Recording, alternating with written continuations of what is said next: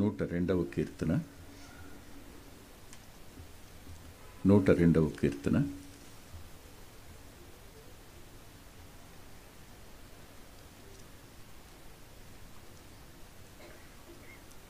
7వ వచనం.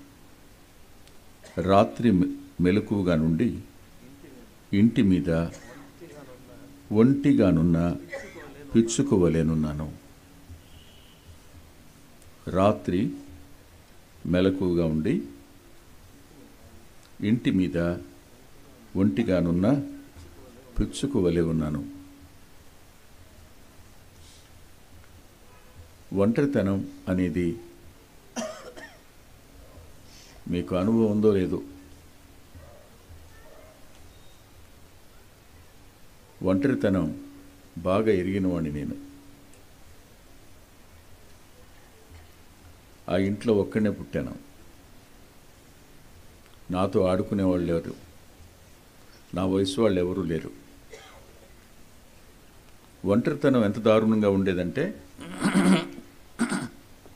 నాన్న రైల్వేలో పనిచేసేవారు. రైల్వే క్వార్టర్స్ ఊరికి 3-4 కిలోమీటర్ల దూరంలో ఉండేవి. ట్రైన్ వచ్చి ఆగితేనే మనుషులు, లేకపోతే ఆ క్వార్టర్స్లో ఉండేవాడు తప్ప ఎవరు కనపడరు. నా వయస్కులు చాలా కొద్దిమంది ఉండేవాళ్ళు. అమ్మ వాళ్ళు ఎవరితో కలవనిచ్చేది కాదు, ఎక్కడికి వెళ్ళడానికి లేదు. ఐరన్ డిసిప్లిన్ అంటారే, అలా అన్నమాట. నేను ఆ క్వార్టర్స్ అరుగు మీద కూర్చుని ఇలా చూస్తే ఇలా అనుకునేవాడిని, ప్లాట్ఫామ్ నువ్వు నేను ఒకటే, నువ్వు ఒంటరిదానివి, నేను ఒంటరివాడినే. ట్రైన్ వస్తే ఆగితేనే, చుట్టాలు వస్తేనే, ప్లాట్ఫామ్ మీదకి ట్రైన్ వస్తేనే, ఇంటికి చుట్టాలు వస్తేనే, లేకపోతే అంతా నిశ్శబ్దం, ఏం లేదు. నేను అందుకే అంటాను, లోన్లీనెస్ ఈజ్ ఎ కర్స్. ఒంటరితనం అనేది శాపగ్రస్తమైంది అనుకుంటాను. అంతేకాదు, ఇంటర్మీడియట్ టైంలో మచిలీపట్నంలో ఉన్నాం. మా ఇంటి వెనకే ప్లాట్ఫామ్ మీద నిలబడితే సముద్రం మీద ఒంటరిగా తిరుగుతూ లైట్ హౌస్ కనపడేది. ఇలా అనుకునేవాడు, లైట్ హౌస్ నువ్వు ఒంటరిదానివే, నేను ఒంటరివాడిని, నాకంటే నువ్వే మేలు. ఎందుకు? అనేక మంది దారి చూపిస్తావు, నేనెందుకు పుట్టానో నాకు అర్థం కాదు అనుకునేవాడిని. ఇందాక రామకృష్ణ చెప్పాడే, ఎందుకు పుట్టాం, ఎందుకున్నాం, ఏంటి. ఈ రాత్రి ఒంటరితనాన్ని గురించి 4 అనుభవాలు చెప్పి నేను ముగిస్తాను. అందులో మొదటి మాట దగ్గరికి వెడదాం, దయచేసి రండి. ఆదికాండం 16వ అధ్యాయం.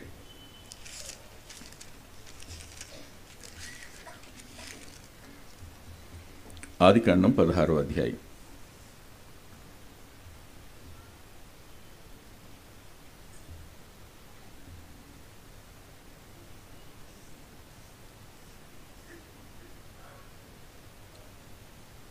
ఏడవ వచనం. యెహోవా దూత అరణ్యములో నీటి బుగ్గ యొద్ద, అనగా షూరు మార్గములో బుగ్గ యొద్ద ఆమెను కనుగొని. చాలు. అరణ్యంలో ఒంటరిదైన ఓ స్త్రీ.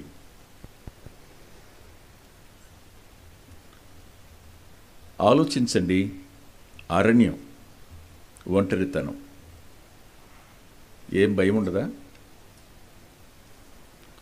ఇద్దరు వెళుతున్న అరణ్యంలో భయమే. ఓ 10 మంది ఉంటే పర్వాలేదు. అరణ్యంలో ఒక స్త్రీ. ఎలాంటిదిమే? ఎవరిమే? ఐగుప్తుకు చెందిన ఆమె, దాసిగా అమ్మేయబడింది. అబ్రహాం కొనుక్కున్నాడు, ఇంటికి వచ్చింది. చాలా కాలం దాసిగానే ఉంది. కానీ ఒకానొక రోజున శారా మనసుకు ఓ కొత్త తలంపు తగిలింది.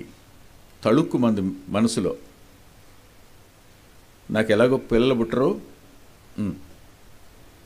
శారాన్ని చేసుకోరాదా, క్షమించండి, హాగర్ని చేసుకోరాదా, ఆ పిల్లలు నా పిల్లలు అవుతారు కదా అంది.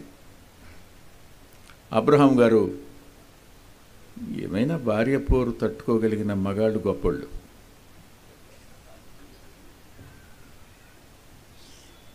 ఏంటి కీర్తి ఎంత నవ్వునవ్వా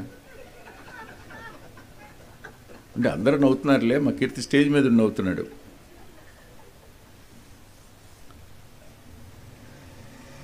నోబెల్ ప్రైజ్ అంటూ ఇస్తే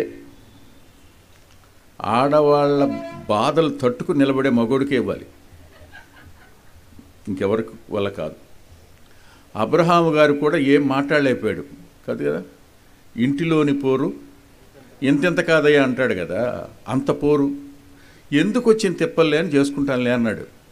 చేసుకున్నాడు. చేసుకుంటే ఆమె గర్భవతి అయింది. ఇప్పుడు పరిస్థితి తారుమారైంది. ఏమిటా తారుమారు అంటే, సామెతల గ్రంథంలో అంటాడు, దాసి అయ్యుండి యజమానునికి హక్కుదారురాలైనటువంటి దాసి ఎలా ఉంటుందట. మన తెలుగులో సామెత ఉంది, మీకు ఏమైనా గుర్తుందా? నడమంత్రపు సిరొచ్చినా నరాల మీద పుండు పుట్టినా తట్టుకోవడం చాలా కష్టం అంట. నడమంత్రపు సిరొచ్చినా నరాల మీద పుండు పుట్టినా తట్టుకోవడం చాలా కష్టం అట. ఇప్పుడు హాగర్ ఏమైంది చెప్పండి. ఇంత ఆస్తికి ఒక్కసారిగా వారసురాలు అయిపోగానే యజమానురాలు ఆమె దృష్టికి. ఆడవాళ్ళు చాలా ఎలాగైనా మాట్లాడతారు. వాళ్ళు చేసుకోందా ఇప్పుడు అంటది, నా ఉసురు నీకు తగులుద్ది అంటుంది. ఏమన్నా అబ్రహాం ఏమైనా ఇష్టపడి చేసుకున్నాడా? కాదుగా. ఏం చేసినా మగోడిదే తప్పు అంటారు. బాబు చాలా జాగ్రత్తగా ఉండండి. పాపం అబ్రహాం గారు నైజం తెలుసుగా, నీ ఇష్టం అమ్మా, నీ చేతుల్లో నువ్వు ఏం చేసుకుంటే చేసుకో అన్నాడు. అప్పుడు మొదలుపెట్టింది, శ్రమ పెట్టింది, బాధ పెట్టింది. అంతే, హాగరు ఇంటి నుంచి పారిపోయింది, అరణ్యంలో పోతూ ఉంది. ఒక స్త్రీ అరణ్యంలో ఒంటరిగా వెళుతున్నప్పుడు దేవుడు విడిచిపెట్టల. తన దేశం ఐగుప్తు, తన భర్త అబ్రహాము తాను దిక్కుమాలినదిగా ఒంటరిగా అరణ్యంలో నడిచెళ్తున్నప్పుడు దేవుడు ఆమెని చూసి ఊరుకోలే, ఆమెను పట్టించుకున్నాడు. తన దూతను పంపాడు. చూడండి ఏముంది అక్కడ. యెహోవా దూత అంటే ఆయనే. యెహోవా దూత వచ్చాడు, ఆయనే వచ్చాడు. వచ్చిన తరువాత ఆమెతో మాట్లాడాడు. 11వ వచనం, ఇదిగో యెహోవా నీ మొర వినెను. విన్నారన్నమాట.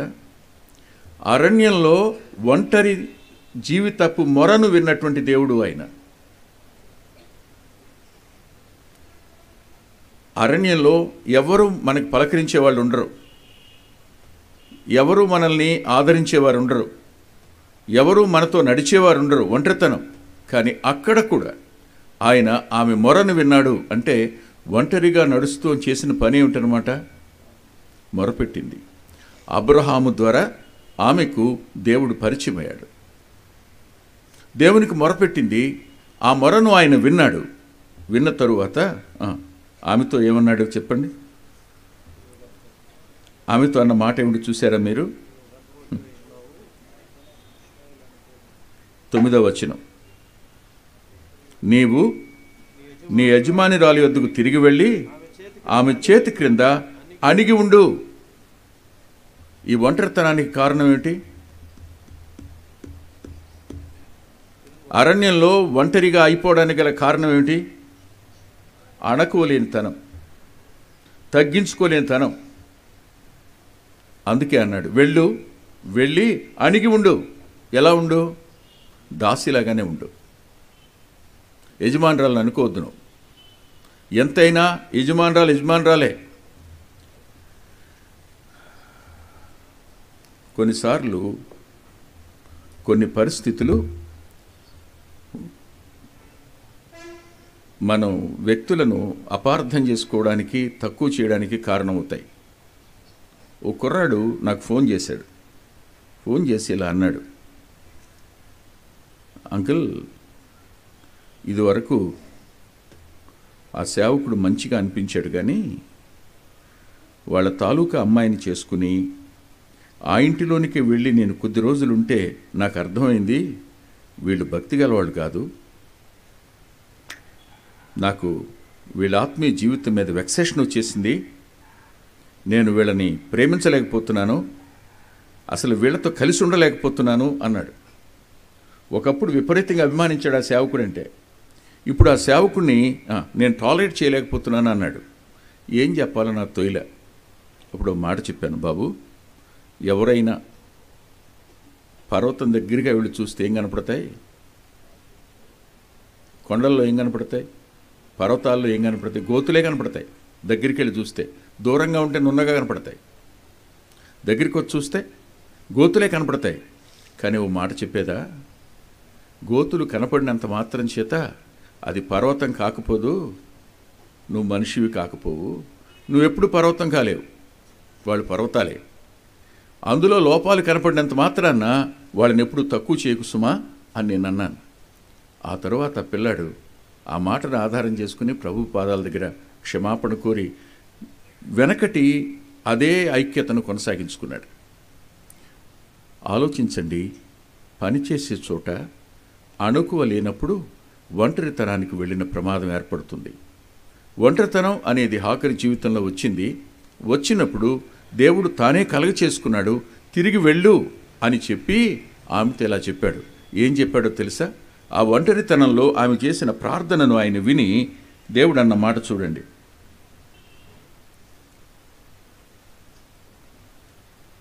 10వ వచనంలో, నీ సంతానమును నిశ్చయముగా విస్తరింపచేసేదను, అది లెక్కింప వీలులేనంత విస్తారమగును. చాలండి.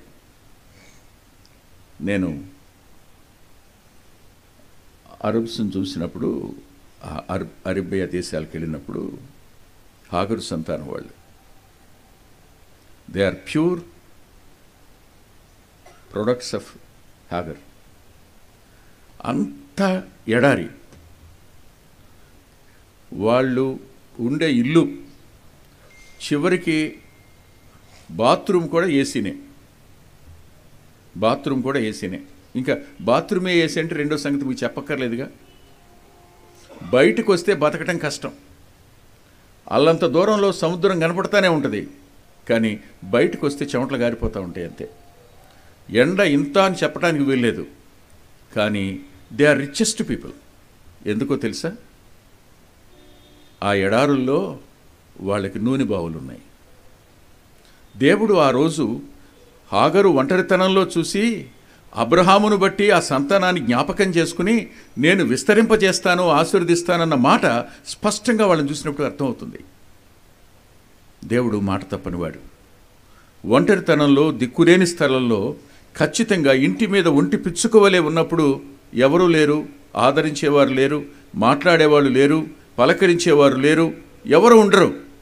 తోడులేని జీవితం ఈమెది అరణ్యంలో. కానీ దేవుడు తానే వచ్చి ఆమెతో మాట్లాడినప్పుడు ఆమె ఆయన్ని ఆరాధించింది. ఏమని ఆరాధించిందో చూడండి. 13వ వచనం, చూచుచున్న దేవుడవు నీవే అను పేరు తనతో మాట్లాడిన యెహోవాకు పెట్టెను. ఎలయనగా నన్ను చూచిన వానిని నేనిక్కడ చూచితిని కదా, బెయిర్లహరోయి అన్నదట. అంటే ఒంటరితనంలో నిన్ను చూసిన దేవుడు ఆయన, నీకు తను తాను కనపరుచుకున్న దేవుడు కూడా ఆయన. హాగరు ఒంటరితనంలో ఆయన తానే ఆమెకు కనపరుచుకుని ఏం చేయాలో ఉపదేశించిన వాడు అయ్యాడు. చాలాసార్లు ఒంటరితనంలో ఏమీ పాలుపోదు, దిక్కులేని పరిస్థితి ఏర్పడుతుంది. ఎవరిని అడగాలి, ఏం చేయాలి, ఏమీ తోచుబడి కాదు. అలాంటి ఒంటరితనం నడుమ నిన్ను చూసేవాడు, నిన్ను పట్టించుకునేవాడు ఒక ఆయన ఉన్నాడు అనే సత్యాన్ని మీరు మర్చిపోకూడదు. ఇది మొదటి మాట. ఇక రెండవ మాట దగ్గరికి వెళ్దాం రండి. ఆదికాండం 29వ అధ్యాయం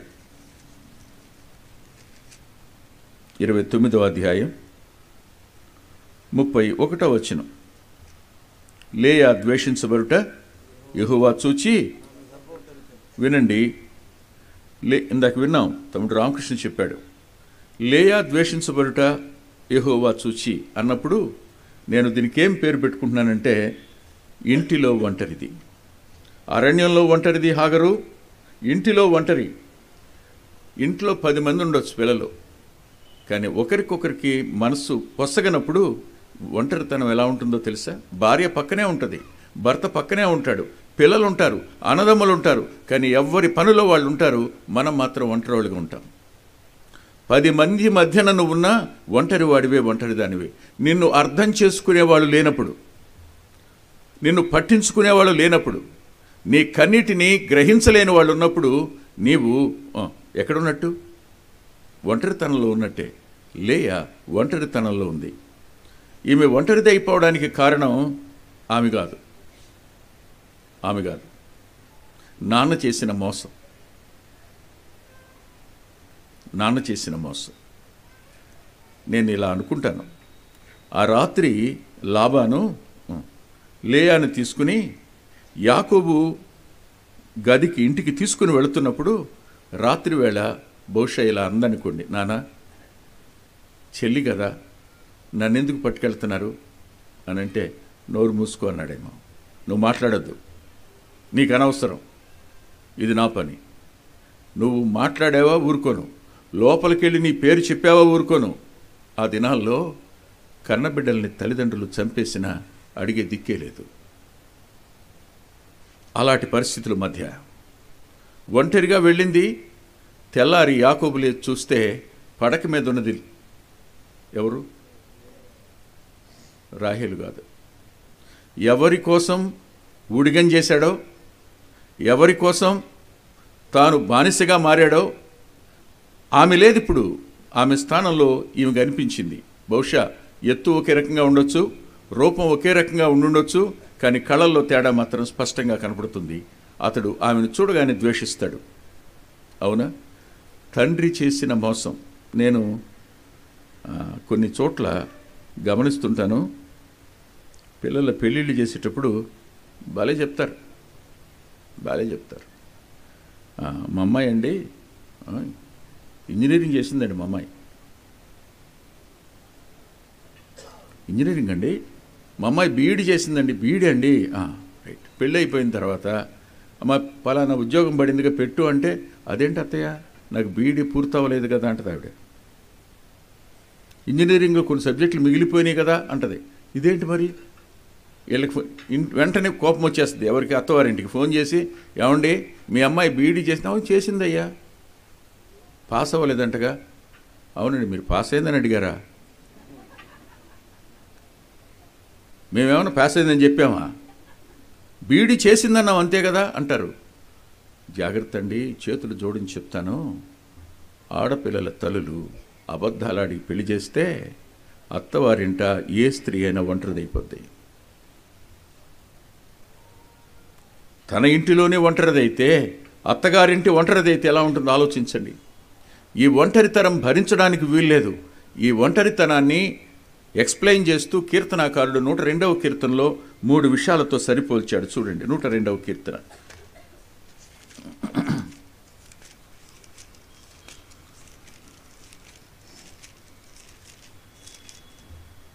నూట 2వ కీర్తన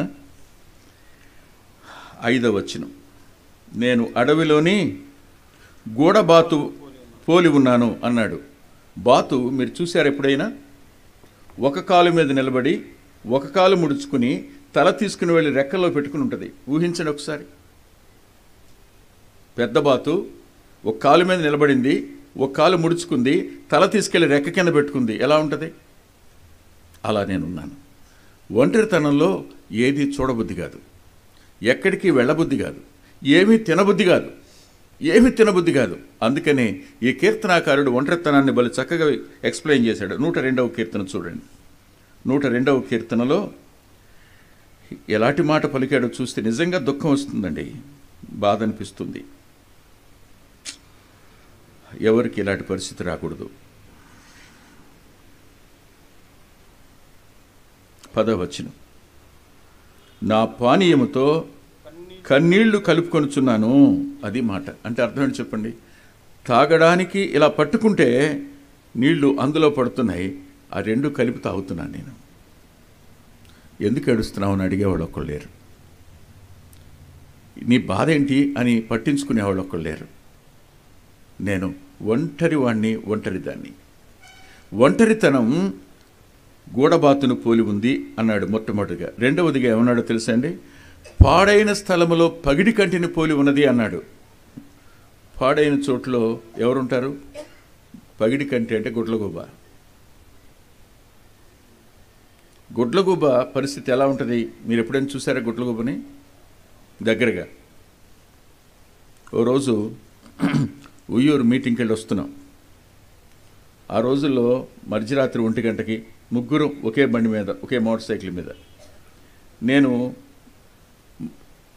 వెనకాల కూర్చున్నాను, డ్రైవ్ చేస్తానని ఇంకొక ఆయన. ఒకనొక చోటుకు వచ్చేటప్పటికి మా బండి లైట్ వెలుతురికి రోడ్డు పక్కనే, రోడ్డు మీద ఉన్నటువంటి గుడ్లగూబకి కళ్ళు బైర్లు గమ్మినట్టు ఉన్నాయి, ఏం కనపడలా. సరిగ్గా మా బండి దగ్గరికి వచ్చేటప్పుడు పైకి లేచింది. లేవగానే చేయి సాపిട്ട് 2 రెక్కలట్టు పట్టుకున్నాను. నేను దొరికింది 2 చేతులకి. వీళ్ళిద్దరు అన్నారు, వదిలే వదిలే వదిలే, చిచ్చి వదిలే వదిలే అన్నారు. వదల్లా. అలాగే పట్టుకున్నా. 7-8 కిలోమీటర్లు వచ్చాక ఒక లైట్, స్ట్రీట్ లైట్ కింద ఆపారు. ఆపిన తర్వాత ఇలా పట్టుకుని చూస్తే పాపం అది బిక్క చచ్చిపోయి ఉంది. ఎలా ఉందో చెప్పడానికి లేదు. దానికి కళ్ళు రెప్పలు ఉండవు, గుండ్రంగా ఉంటాయి కళ్ళు. దాని మీద తెల్లటి పొర మాత్రం పైకి వచ్చి వెళ్తూ ఉంటుంది. అందుకని ఇట్లా చూస్తున్నట్టు కనపడద్ది, ఎందుకంటే రెప్పలేయలేదు కాబట్టి. పాపం దానికి చూసిన తర్వాత తల మీద ఇట్టా అన్న, ఇటు చంపేస్తాడు కాబోలనుకుని ఉంటుంది కదా. సరే, మళ్ళీ దాన్ని ఇలా పట్టుకుని పైకి ఇట విసిరినప్పుడు అండి నాకు ఇంకా జ్ఞాపకం, రాత్రి 1 గంటకి పైన అలా 3 సార్లు తిరిగి అరుచుకుంటూ వెళ్ళిపోయింది. బతికిచ్చేవరా నాయన నన్ను అన్నట్టు. గుడ్లగూబ పాడైన చోటు ఉంటుంది అంటే అర్థమని చెప్పనా? ఏమాత్రం ఫలితం లేని చోట, ఎవరూ నివసించని చోట, మనుషులు జాడలేని చోట, కేవలం ఇక జీవితకాలం పాడైపోయే పరిస్థితిలో ఉండడమే గుడ్లగూబను పోలున్నాను నేను అన్నాడు. గూడబాతును పోలున్నాను, గుడ్లగూబ. ఒకవేళ నేను ఏదైనా మాట్లాడనుకో ఏమంటారు? చిచ్చి అంటారంతే. చీచాలను ఎదుర్కొనేటువంటి ఎంతమంది తల్లులు, ఎంతమంది చెల్లెళ్ళు, ఎంతమంది అక్క చెల్లెళ్ళు లేరు, ఉన్నారు. ఈ ఒంటరితనం ఎంత ప్రమాదకరమైందో చెప్పడానికి వీల్లేదు. మనిషి మనసును చెలింపజేస్తుంది, మనిషిని దిక్కులేని వాడినిగా చేసేస్తుంది, మనిషి ఒక్కోసారి మతి భ్రమించడానికి కూడా కారణమవుతుంది ఒంటరితనం. ఇక్కడ గూడబాత్తోనూ, గుడ్లగూబతోనూ, పిచ్చుకతోనూ. చూడండి, పిచ్చుక అంటాం కదా, ప్రభు పిచ్చుకొని గురించి మాట్లాడుతూ ఒక కాసుకి 2 పిచ్చుకలు, తరువాత 2 కాసులకు 5 పిచ్చుకలు అంట. అర్థమైంది మీకు? 1 కాసుకేమో 2 పిచ్చుకలు, 2 కాసులకేమో అంటే ఒక పిచ్చుక ఏమైందనమాట? ఫ్రీ అంటే విలువ లేదని అర్థం, వాల్యూలెస్. అసహించుకునే గుడ్లగూబలాగా ఉన్నాను, దిక్కులేని గూడబాతలాగా ఉన్నాను, నేను విలువలేని దానిలాగా ఉన్నాను, విలువలేని వాళ్ళలాగా ఉన్నాను. అది ఒంటరితనం. 102వ కీర్తనలో ఒంటరితనాన్ని ఇంత అద్భుతంగా వర్ణించాడు కీర్తనాకారుడు. సరిగ్గా లేయా పరిస్థితి ఆ ఇంట్లో అది. భర్త ప్రేమ లేదు, నాన్న ఆదరణ లేదు. అప్పటిదాకా చెల్లి ఎలా చూస్తుంటుంది? పాపం మక్కకి అంతగా లేదు కదా. అప్పటిదాకా ఉన్న జాలి ఇప్పుడు ఎలా అసూయగా మారిపోయి ఉంటుంది. అనుమానం ఏముంది? ఇంటిలో భర్త ప్రేమ లేదు, తండ్రి ప్రేమ లేదు, చెల్లి ప్రేమ లేదు, ఇంకెవరి ప్రేమ ఉంటుంది? ఇలాంటి పరిస్థితిలో ఉండగా దేవుడు ఆమెను చూచాడు. హాగరును చూచిన కనులే లేయాను కూడా చూసే. వారిని చూసిన కనులు నేను చూడవా? నీ బాధను చూడవా? నీ కష్టాన్ని చూడవా? నీ కన్నీటిని చూడవా కళ్ళు? లోకమంతా సంచారం చేసే ఆ కళ్ళు ఈ రాత్రి వేళ నిన్ను కూడా చూస్తున్నాయి. నీ గుండెల్లో ఉన్న దుఃఖం, గొంతు దాకా వచ్చి ఆగిపోయిన ఆ దుఃఖం ఎంతో కూడా ఆయనకి తెలుసు. నీ అంతరంగాన్ని ఆశాంతం చదవగలిగిన వాడు ఆయన ఒక్కడే. నీ బాధలను సంపూర్ణంగా అర్థం చేసుకోగలిగిన వాడు ఆయన ఒక్కడే. నీ కన్నీటి భాష పూర్తిగా ఎరిగినవాడు ఆయన ఒక్కడు, ఇంకెవరికి రాదు, ఎవరి వల్ల కాదు, ఆయన ఒక్కడే. లేయాను ఏ స్థానంలోనికి, ఏ పరిస్థితిలోనికి తీసుకుని వెళ్ళాడో ఊహించారా మీరు? ఊహించారా? నాకైతే లేయా అనే వర్తమానం భలే ఇష్టం. రామకృష్ణ దాన్ని 5 అంతలు చేసి మంచిగా మాట్లాడాడు. లేయాలో గొప్ప సంగతి ఏమిటంటే, దేవుని గుణలక్షణాలను తన ఒంటరితనంలో తన సొంతం చేసుకున్నటువంటి స్త్రీ ఆమె. దేవుని గుణలక్షణాలు ఏమిటో, దేవుడు వినేవాడని, దేవుడు చూసేవాడని, దేవుడు పట్టించుకునేవాడని, దేవుడు దీవించేవాడని, దేవుడు భాగ్యవంతునిగా చేసేవాడని, ఇవన్నీ దేవుని గుణలక్షణాలు. అంటే నేను చెప్పనా, ఒంటరితనంలో కొద్దిసేపు కొద్ది రోజులు భర్త హత్తుకుంటాడని ఎదురు చూసింది, కానీ ఆ తర్వాత మాత్రం తన మనసంతా దేవుని వైపే పెట్టిన స్త్రీ ఒంటరితనంలో. ఈ ఒంటరితనానికి పరిష్కారం ఏమిటో తెలుసా? నీ అంతరంగాన్ని దేవుని మీద ఉంచడమే. నువ్వు దేవుని మీద ఆనుకున్నావా, ఆయన నిన్ను పూర్ణ శాంతి గలవానిగా కాపాడతాడు, విడిచిపెట్టేవాడు మాత్రం కాదు. అందుకనే కీర్తనాకారుడు ఓ అద్భుతమైన మాట రాశాడు. చూడండి ఏమి రాశాడు. 4వ కీర్తన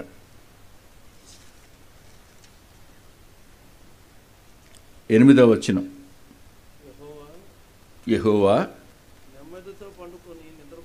అది అరణ్యమైనా, అది ఇల్లైనా, నేను ఒంటరి వాడినే అయినా నెమ్మదితో పండుకుని నిద్రపోతా. రాత్రి వేళ నిద్ర సరిగా పడుతుందా మీకు? నిద్ర వస్తే బ్రదర్, అసలు నిద్రపోయిన రోజులేందో సరిగ్గా నిద్ర లేదండి. ఎప్పటికోగా నిద్ర పట్టదు, మళ్ళీ అలా శబ్దం వస్తే మెలకు వచ్చేస్తుంది. ఏ దిక్కులేని పరిస్థితి అని అనేకులు అనుకుంటున్న వాళ్ళందరూ కూడా ఒంటరితనాన్ని అనుభవిస్తున్న వాళ్ళే. ఇలాంటి ఒంటరితనంలో ఈ కీర్తనాకారుడు అంటాడు, నెమ్మదిగా పండుకుని నిద్రపోతా. నేను ఒంటరిగా ఉండినా నీవే నన్ను సురక్షితంగా నివసింపచేస్తావు. నేను అరణ్యంలో ఉన్నా, ఎక్కడ ఉన్నా నువ్వేం చేస్తావు చెప్పండి నన్ను. దేవుడు ఎంత గొప్పోడో ద్వితీయోపదేశకాండంలో రాసింది. రైట్, వెళదాం. ద్వితీయోపదేశకాండం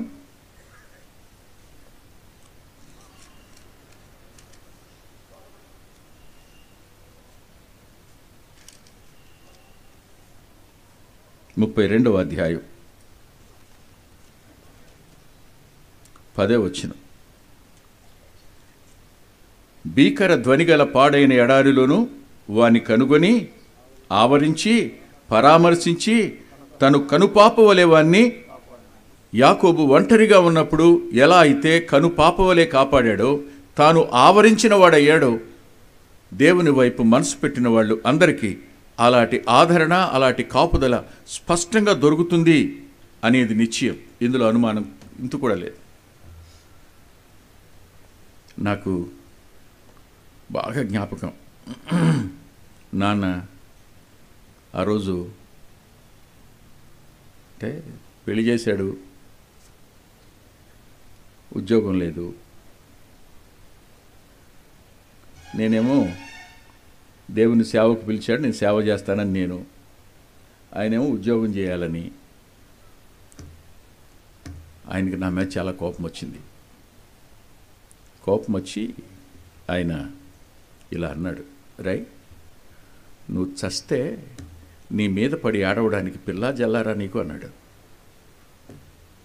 నానే నిజానికి నా ఒంటరితనంలో నాకిద్దరే ఫ్రెండ్స్, మా అమ్మ మా నాన్న.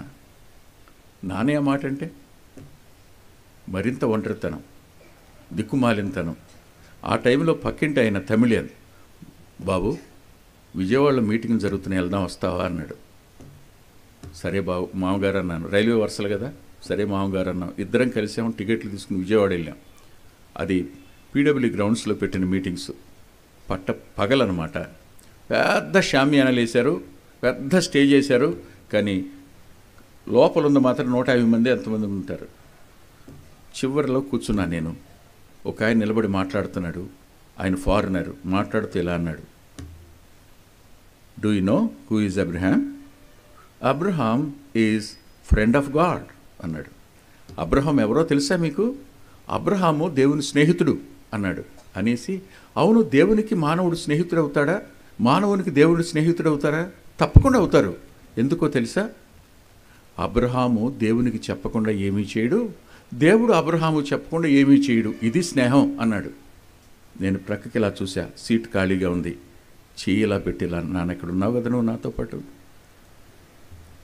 Are you not with me? I'm not alone. నేను ఒంటరివాడిని కాదు, నువ్వు నాతో ఉన్నావుగా. అబ్బా, ఒంటరితనం ఎగిరిపోయింది. ఎంత ధైర్యం వచ్చేసిందో చెప్పడానికి లేదు. అవును, దేవుడు సదాకాలం తోడుండే ఇమ్మానుయేలు ఒంటరితనానికి మనల్ని విడిచిపెట్టాడు, దిక్కులేనితనానికి మనల్ని విడిచిపెట్టాడు.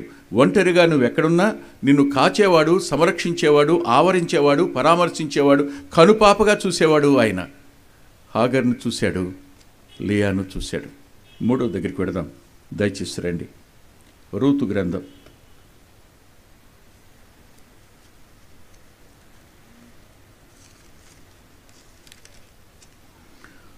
2వ అధ్యాయం 3వ వచనం. కాబట్టి ఆమె వెళ్ళి పొలములోనికి వచ్చి చేను కోయి వారి వెనక, ఆగండి, పొలములో ఒంటరిది, మోయాబీలు ఎవరూ లేరు అక్కడ, తనొక్కతే. అందరూ యోధా జాతికి చెందినవాళ్ళు, 12 గోత్రాలకు చెందినవాళ్ళు, తనొక్కతే అన్యురాలు. యూదుల పొలంలో ఒంటరిదైన అన్యురాలు ఆమె. దేశం కాని దేశానికి వచ్చింది. అమ్మ లేదు, నాన్న లేడు, ఎవరు లేరు. అత్తగారు మాత్రం ఉంది. ఇప్పుడు ఆమె వెంట వచ్చింది. చెప్పండి, వాళ్ళ సాంప్రదాయాలు వేరు, వీరి సాంప్రదాయాలు వేరు. వారి అలవాట్లు వేరు, వీరి అలవాట్లు వేరు. వాళ్ళ నేపథ్యం వేరు, వీళ్ళ నేపథ్యం వేరు. అయితే ఒకేసారి మెస్పొటేమియా నుంచి వచ్చిన వాళ్ళే. వీరేమో అబ్రహాము సంతానం, ఆమెమో లోతు సంతానం. కానీ లోతు సంతానాన్ని శపించబడిన సంతానంగా చూస్తారు. 10 తరాలైనా లోపలికి రావడానికి వీల్లేదు అన్న ధర్మశాస్త్రం. అంత ఒంటరితనంతో పొలంలోకి వెళ్ళింది. వెళ్ళినప్పుడు చెప్పండి, ఏమైనా నిరీక్షణ ఉందా? వెళ్ళింది పట్టెడు పరిగేరుకోవడానికే వెళ్ళింది. ఇంతకు మించిన మరొకటేం కాదు. ఎందుకని? పరదేశులను మీరు వెళ్ళకొట్టద్దు, మీరు ఒకప్పుడు ఐగుప్తులో పరదేశులుగా ఉన్నారు కనుక పరదేశులను పరిగేరుకొని ఉండని దేవుడు అంటే, ఆ పరిగె ఏరుకోవడానికి ఒంటరిగా పోయింది పొలంలోకి. ఒంటరిది పొలంలో. కానీ ఆశ్చర్యం ఏంటంటే 5వ వచనంలో, అప్పుడు బోయజు కోయి వారి మీద ఉంచబడిన ఆ పనివాణిని చూచి, ఈ చిన్నది ఎవరిది అని అడిగాడు. బోయజు ఆమెను పొలంలో చూశాడు.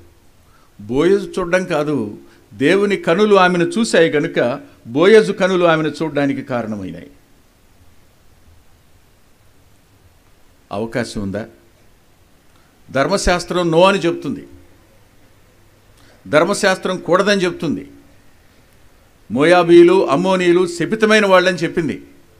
కానీ ఆలోచించండి, దేవుని ఎరగని స్థితిలో, నైతిక విలువలు లేని పరిస్థితుల్లో, ఇష్టానుసారమైన జీవితం జీవిస్తున్న పరిస్థితుల్లో, అందుకనే రాస్తాడు గ్రంథకర్త, మోయాబు మడ్డి మీద నిలుచున్నది అంటాడు.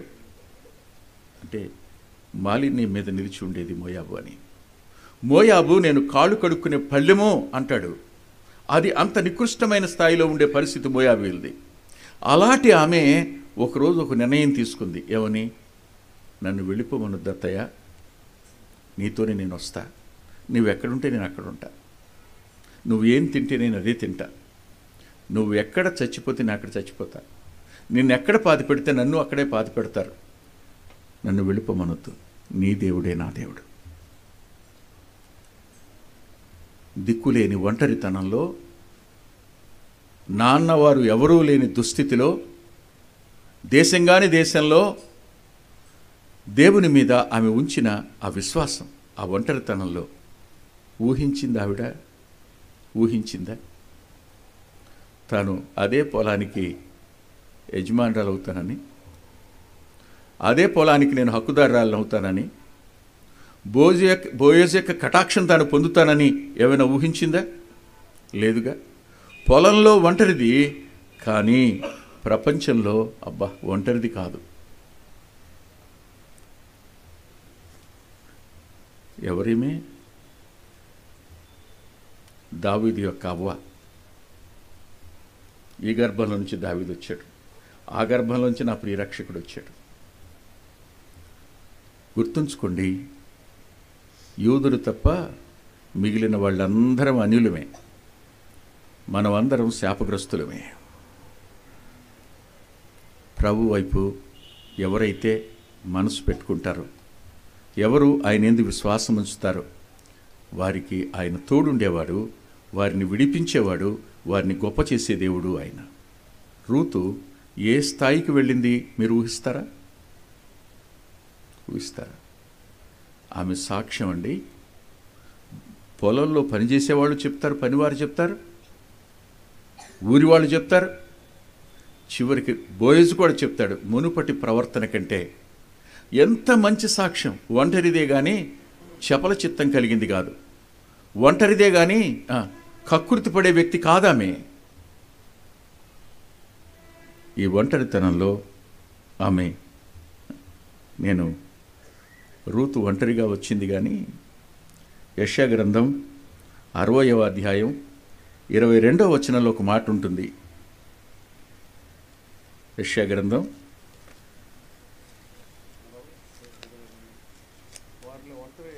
వారిలో ఒంటరి అయినవాడు, అబ్బా ఏ మాట కాదు, వారిలో ఒంటరి అయినవాడు 1000 మంది అవుతాడు. ఎన్నిక లేనివాడు బలమైన జనం అవుతాడు. ఎన్నిక లేని రూతు, ఒంటరిదైన రూతు ఎంతయింది?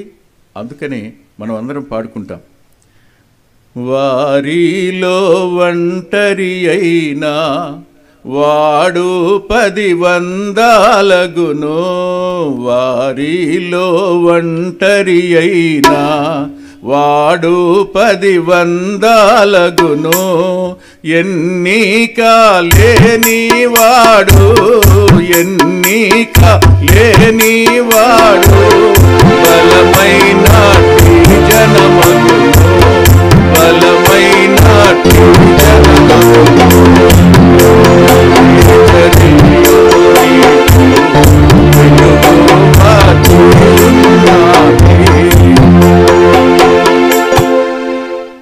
ఒంటరితనంలో నువ్వుండి ప్రభు మీద ఆనుకోవడం నీకు సాధ్యమైతే, చేతనైతే, ప్రభువుకి నీ జీవితాన్ని అప్పగించుకోవడం ఈ రోజైనా నువ్వు చేయగలిగితే, నువ్వు అడవిలో ఒంటరి దానివైనా, నువ్వు ఇంటిలో ఒంటరి దానివైనా, నువ్వు పొలంలో ఒంటరి దానివైనా దేవుడు నిన్ను విడిచిపెట్టేవాడు కాడు. ఇది 3వ అనుభవం. 4 దగ్గరికి రండి.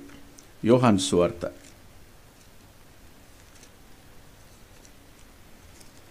20వ అధ్యాయం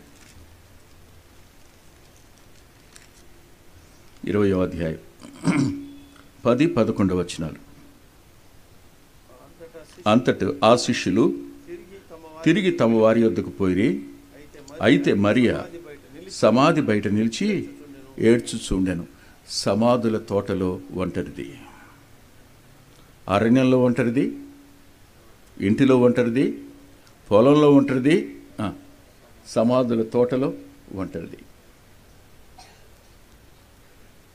ఈమె వ్యక్తిత్వం అద్భుతం. అది ఇంకా సూర్యుడు పూర్తిగా వచ్చిన టైం కాదు, అప్పుడే సూర్యకిరణాలు వస్తున్నాయి, లేత కిరణాలు వస్తున్న రోజు సమయం అది. వచ్చిన శిష్యులు ఇద్దరు, పేతురు యోహాను చూసి లేరని వెళ్ళిపోయారు, కానీ ఇవి మాత్రం పోలే. వాళ్ళు ఎందుకు వెళ్ళిపోయారు? ఇవి ఎందుకు వెళ్ళాలా?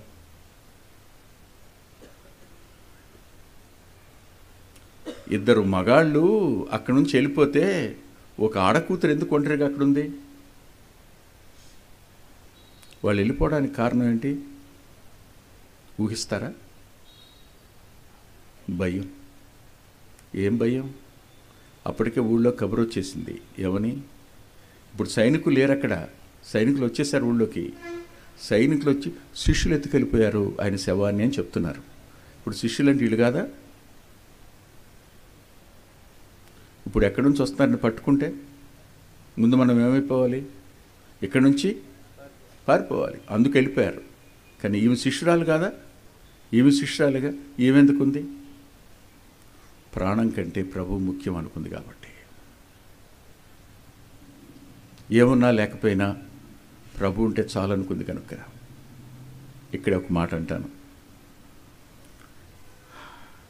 నా ప్రియరక్షకుడు ఆయన ఒంటరివాడే. యేసుక్రీస్తు ప్రభు ఒంటరితనాన్ని అనుభవించినవాడు. మీకు జ్ఞాపకం ఉండాలి, ఆయన వయసున్న మగవాళ్ళు ఒక్కళ్ళు లేరు. ఆ దేశంలో ప్రభువు వయసున్నటువంటి మగవాళ్ళు ఒక్కడూ లేరు. కారణం హేరోదు చేసిన పని. 3 సంవత్సరాలు ఉన్న వాళ్ళందరినీ చంపేయమన్నాడు. అంటే ఇప్పుడు ఎవరుండరు? ఆయనకంటే ఓ సంవత్సరం చిన్నోళ్ళు ఉండరు, ఆయనకంటే ఒక సంవత్సరం పెద్దోళ్ళు ఉండరు, ఆయన సమవయస్కులు ఎవరు ఉండరు. నా మాటలు అర్థమయ్యాయా? 3 సంవత్సరాలున్న బిడ్డలందరినీ చంపేయండి. తనకన్నా ఒక సంవత్సరం చిన్న తరం లేదు, తనకంటే ఒక సంవత్సరం పెద్ద తరం లేదు, ఒక్కడే యవనస్తుడు. ఆ వయసులో ఉన్నవాడు ఆ దేశంలో ప్రభు ఒక్కడే. ఒంటరోడు కదా?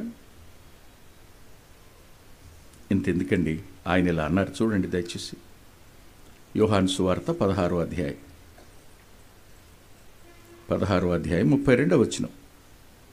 ఇదిగో మీలో ప్రతివాడును ఎవని ఇంటికి వాడు చెదిరిపోయి నన్ను ఒంటరిగా విడిచిపెట్టు గడియ వచ్చుచున్నది, అది వచ్చే ఉన్నది. విన్నారా మీరు? ఇప్పటి వరకు శిష్యులు ఏమన్నారు? నన్ను ఏంటయ్యా చాలా తక్కువగా అంచనా వేస్తున్నావు నువ్వు అన్నాడు పేతురు. అసలు నేనంటే ఏమనుకుంటున్నావు నువ్వు? వీళ్ళందరూ వదిలేని నేను మాత్రం వదిలిపెట్టను తెలుసా అన్నాడు. అప్పుడు అన్నాడు, నిజమేనా పేతురు? నువ్వా? నన్ను ఎరగనని 3 సార్లు అంటావు. అంతకుముందు జరిగిన సంభాషణ అది. ఒక్కరున్నారా? పదండి ఆయనతో పాటు చచ్చిపోదాం అన్నటువంటి తోవ మాత్రం మిగిలాడా? లేరు. అందరూ ఆయన ఒంటరి వాడిగా విడిచిపెట్టేశారు. అందుకనే ప్రభు నోటితో ఏమన్నాడో తెలుసా? యెషయా గ్రంథం 63వ అధ్యాయం. యెషయా గ్రంథం 63వ అధ్యాయం.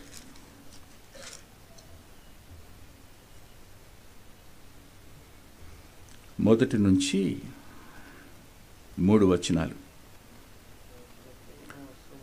రక్తవర్ణ వస్త్రములు ధరించి ఎదోము నుండి వచ్చుచున్న ఇతడెవరు? శోభిత వస్త్రములు ధరించిన వాడై గంభీరముగా నడుచుచు బోస్రా నుండి బలాతిశయముతో వచ్చున్న ఇతడెవరు? నీతిని బట్టి మాట్లాడుచున్న నేనే, ఉన్నవాడనను వాడనైన నేనే అంటున్నాడు ఆయన. రక్షించుటకు బలాఢ్యుడని నేనే అని అనగానే, అవును నీ వస్త్రాలు ఎర్రగా ఉన్నాయేమిటి అని అడిగారు. నీ బట్టలు ద్రాక్షరసపు గానుగు తొక్కుచుండు వాని బట్టల వలె ఉన్నాయేమిటి అంటే ఆయన అన్నాడు, ఒంటరిగా ద్రాక్ష గానుకును తొక్కి తిని జలములలో ఎవ్వడనూ నాతో కూడా ఉండలేదు. అది కారణం. జలములలో ఎవ్వడూ నాతో లేడు, నేను ఒంటరివాడిని. ఒంటరిగానే నేను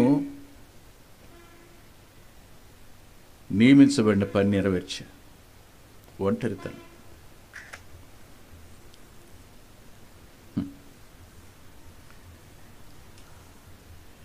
ఆయన శిష్యులందరూ వెళ్ళిపోయారు. ఒంటరిగా అన్నా కైపల తీర్పును చూశాడు. అక్కడ నుండి ఎదోమీయుడైన పిలాతు వద్ద నుంచి ఎదోమీయుడైన హేరోదు దగ్గరికి పంపబడ్డాడు. అక్కడ నుంచి మళ్ళా తిరిగి ఇక్కడ పంపబడ్డాడు. అక్కడ నుంచి ఆయనను 1-40 దెబ్బలు కొట్టి వీపంతా చాలుజాలుగా దున్నేసి రక్తం కారుతూ ఉండగా ఆయనకు హేరోదు వేసిన ఊదారంగు వస్త్రాలు కప్పి తల మీద ముండ్ల కిరీటం పెట్టి భుజం మీద సిలువను మోపి గొల్గొతా స్థలానికి తీసుకుని వెళ్ళారు. ఆలోచిద్దాం. సిలువైతే కురేనుడని సీమోను మోసాడు, కానీ పాపభారాన్ని మాత్రం ఒంటరిగా ఆయన మోసాడు. సిలువ పాపభారం కాదు, ఆయన భరించినది సిలువ. మామూలుగా కనిపించే సిలువ కొయ్యది, చెక్కది. కానీ ఆయన భరించిన సిలువ మానవ జాతి పొందవలసిన శిక్ష, మానవుడు భరించవలసిన దైవోగ్రత, మానవుడు చెల్లించవలసిన పరిహారం. దానంతటి ఆయన ఒక్కడే, ఇంకెవరు కాదు. ఎందుకంటే ఆయన ఒక్కడే పరిశుద్ధుడు, ఆయన మాత్రమే శిక్ష భరించడానికి. ఆయన ఒక్కడే నీతిమంతుడు, ఆయన మాత్రమే భరించడానికి.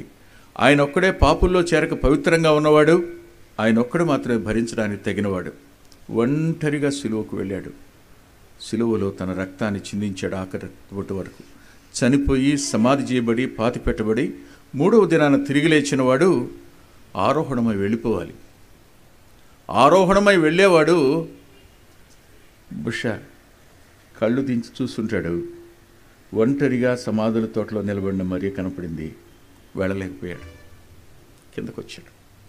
వచ్చినవాడు ఆమెతో మాట్లాడుతూ ఇలా అంటాడు, అమ్మా ఎందుకు ఏడుస్తున్నావు?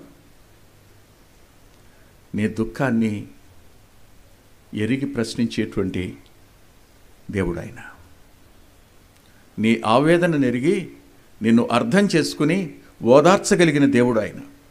నీకోసం ప్రాణమే పెట్టినవాడు, నీకోసం ఏవైనా చేయడానికి సిద్ధంగా ఉన్నవాడు ఆయన. వచ్చి ఆమెతో ఎందుకు ఏడుస్తున్నావు అమ్మా, ఎందుకు ఏడుస్తున్నావు? ఈ మాట ఎంత బాగుందో కదండి. అమ్మా ఎందుకు ఏడ్చుచున్నావు? తెలియకడిగాడా? తెలియకడిగాడా? కాదు. ఎన్నిసార్లు చెప్పాను నేను 3వ దినాన్ని తిరిగి లేస్తానని. మరియా నువ్వు కూడా ఏడుస్తున్నావా? నిజంగానే నా శవం ఎత్తుకెళ్ళిపోయారు అనుకుంటున్నావా? ఎందుకు ఏడుస్తున్నావు? అది ఆయన అడిగిన మాట. ఆమె అంది, అయ్యా తోటమాల అనుకుందట ఆయన్ని. ఒంటరితనానికి ఉన్న గొప్ప ప్రమాదం ఏమిటంటే ప్రక్కనే ప్రభువు నిలబడినా గుర్తించలేం. అది ఒంటరితనం. మాట్లాడుతున్న ప్రభు స్వరాన్ని కూడా మనం వినలేం. నా గొర్రెలు నా స్వరం వింటాయన్నాడు. ఆమె గొర్రె కదా, అయినా సరే స్వరం వినే పరిస్థితి ఒంటరితనంలో ఉండదు. గుర్తించలేదు, స్వరాన్ని విని కూడా పసిగట్టలేదు. అయ్యా ఒకవేళ ఆయన నువ్వు వెతికెళ్ళిపోయావేమో, ఎక్కడ పెట్టావో చెప్తావా? నేను మోసుకెళ్తానయ్యా. 33.5 సంవత్సరాల యవనస్తుణ్ణి మోసుకెళ్ళదంట. అప్పుడు ఆయన అన్నాడు,